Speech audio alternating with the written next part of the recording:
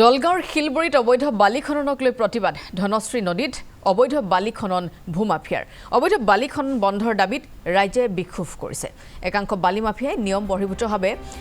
তাত বালি খনন কৰি আহিছে বালি খনন এটা ভাবুকি আনিছে দলং নৱনিৰ্মিত বান্ধ আৰু পথলৈ বান্ধৰ ওপৰেৰে দিনে নিশাই ডাম্পাৰ চলাচল কৰাৰ অভিযোগ অবৈধ বালি মাফিয়াৰ বিৰুদ্ধে ব্যৱস্থা নোলোৱাৰ অভিযোগ বন বিভাগৰ বিৰুদ্ধেও ক্ষোভ প্ৰকাশ কৰে ৰাইজে অবৈধভাৱে বালিৰ খনন কাৰ্য চলি আছে আমি ৰাইজে বহুতবাৰ মানে বাধা বাৰম্বাৰ দিয়াৰ স্বত্তেও তেখেতসকলে বালি খান্দি আছে দলঙৰ যে দুয়োফাৰে যিটো মানে আমাৰ দলঙৰ যিটো ভয়াৱহ অৱস্থা হৈ গৈছে 500,000 মিটাৰ দূৰত্বত মানে বালি খান্দিব পাৰে কিন্তু চৰকাৰৰ নিয়ম অনুসৰি ফৰেষ্টৰ নিয়ম অনুসৰি সিহঁতে এইটো নিয়ম ভংগ কৰিছে আমি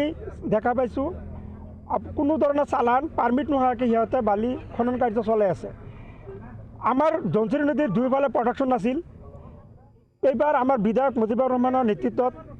তেখেতৰ সবল নেতৃত্বত আমি দুয়োফালে ৰাস্তা মাথৰিটো পাইছোঁ কিন্তু মাথৰি ৰাস্তাৰ ওপৰেদি সিহঁতে অবৈধভাৱে বালি খনন কাৰ্য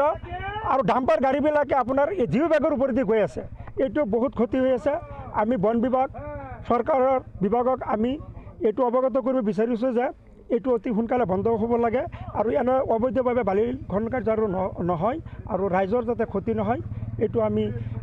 স্বতঃস্ফূৰ্তভাৱে আমাৰ লগত আজি ৰাইজ ওলাই আহিছে এইটো বন্ধ কৰিব লাগে চাওক আজি এই অসম মালা যিটো ৰুট এই ৰুটটো আমি ভাৰতবৰ্ষ স্বাধীন হোৱাৰ পিছত প্ৰথমবাৰৰ কাৰণে আমি এটা ৰাস্তা পাইছোঁ আপোনালোকে দেখা পাব দুয়োকাষে একদম ব্ৰিজৰ তলত আৰু আমাৰ যিটো জিঅ' বান্ধ হৈ আছে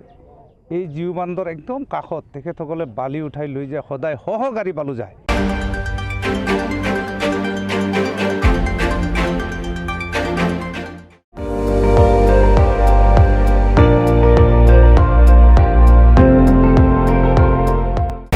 আপুনি চাই আছে ND24